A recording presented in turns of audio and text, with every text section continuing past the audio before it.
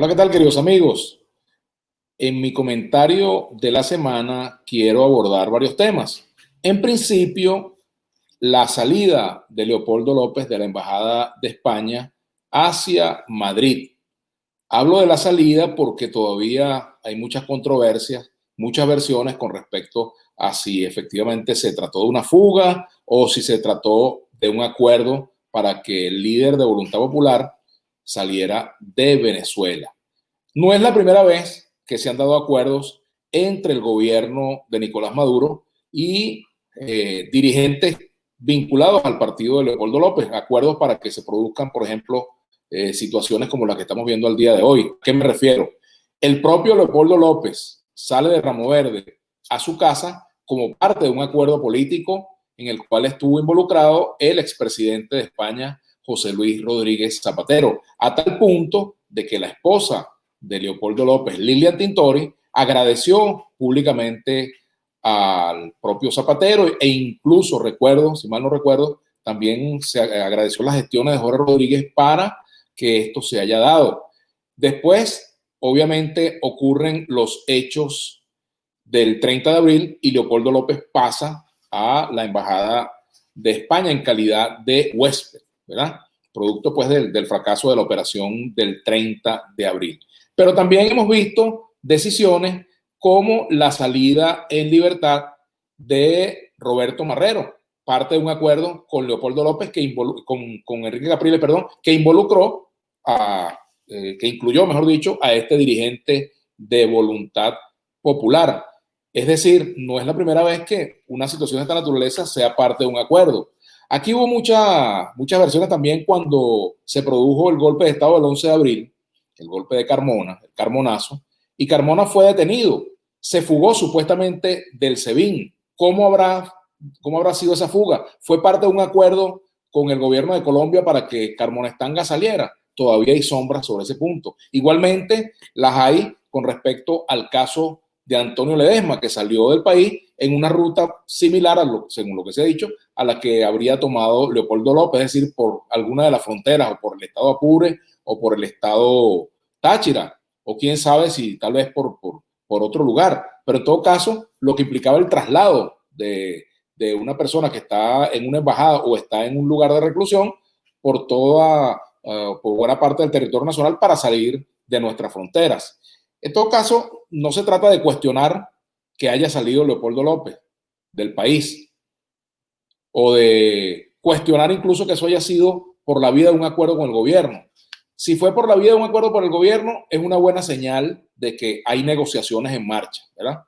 Si no lo fue, pues entonces habría que preguntarse qué falló en los mecanismos de seguridad que el gobierno ha establecido alrededor de la sede diplomática de España mientras estuvo allí el líder de Voluntad Popular, Leopoldo López, porque si uno pasaba por la cercanía de la Embajada de España, pues se notaba fácilmente el cerco del organismo de seguridad en torno a esta sede diplomática, una alcabala permanente. O sea, ¿cómo logró salir? ¿Sería en un vehículo de la Embajada de España? Se pregunta cualquiera, o en un vehículo de otra embajada. ¿Cómo sería esa salida? ¿El uso del tapabocas le habrá permitido recorrer todo el territorio nacional? Preguntas que uno se hace, ¿verdad? Pero que son accesorias con respecto a las consecuencias que pueda tener esta salida de Leopoldo López de la sede diplomática. Una alternativa, una negociación política. Ojalá que sea producto o que promueva una negociación política esta salida de Leopoldo López de la embajada. La preparación de otro tipo de acciones parecidas a la del 30 de abril. Ojalá que no sea eso. La preparación de una tercera salida, pues no sé si eso es factible a la fecha. Lo cierto es que las dos salidas que hemos visto, o las salidas derivadas de la llamada salida, han sido dos en concreto. Una primera salida, la de Leopoldo López de Ramo Verde hacia su residencia, donde estuvo un buen tiempo recluido, y la otra, la salida de Leopoldo López a la Embajada de España después del fracaso del 30 de abril. Esos son los resultados hasta ahora de esa política de la salida, digamos, en cuanto a resultados concretos, porque ninguna de esas alternativas se ha traducido en un cambio político, en una acumulación de fuerzas para la oposición, en una activación de los movimientos populares en la calle contra el gobierno. Nada de eso se ha visto producto de esa línea política que el Partido Voluntad Popular ha impulsado. Ese es mi punto de vista. A lo mejor estoy equivocado, pero es lo que yo veo.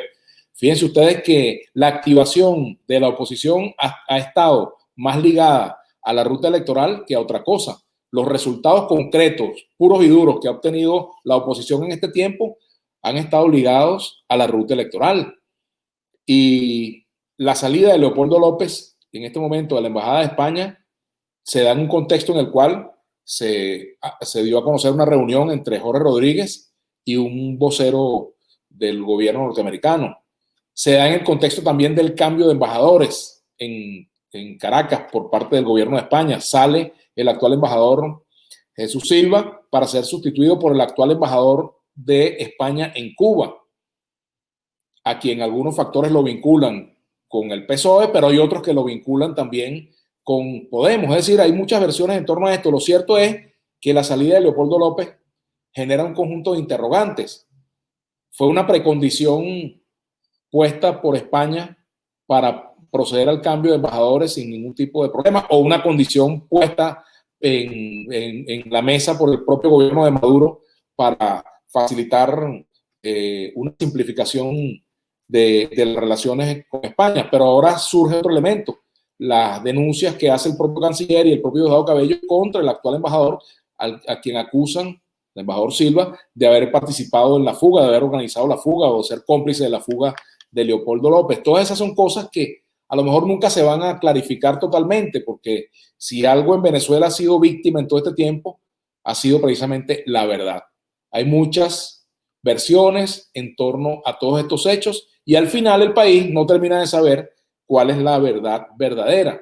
Lo importante es, como decía hoy en una entrevista que le hicimos para Vladimir a la Carta, decía el analista político y presidente de Atincorp, Jesús Seguía, lo importante es que este tiempo le sirva a Leopoldo López, ahora en libertad, para analizar toda la estrategia que ha llevado a cabo, todas las propuestas que él ha hecho y que se han concretado en acciones específicas, analizar si eso ha sido correcto, cuál ha sido el beneficio para la oposición y para el país de esas acciones, el resultado para la oposición, el resultado para su partido y para él mismo.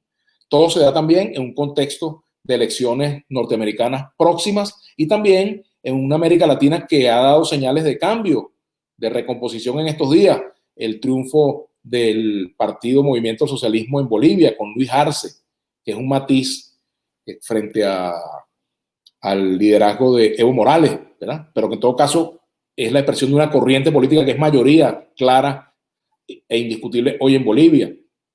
Lo que acaba de ocurrir en Chile, donde los chilenos han expresado su rechazo en un 80% a la constitución pinochetista, lo cual es un hecho muy positivo desde mi punto de vista porque fortalece la búsqueda de la democracia y también consolida la ruptura con ese pasado pinochetista que era una especie de cepo en el pie de la democracia chilena con esa constitución derivada de la dictadura militar. Entonces, es un escenario muy movible en el cual se da este hecho, la salida de Leopoldo López.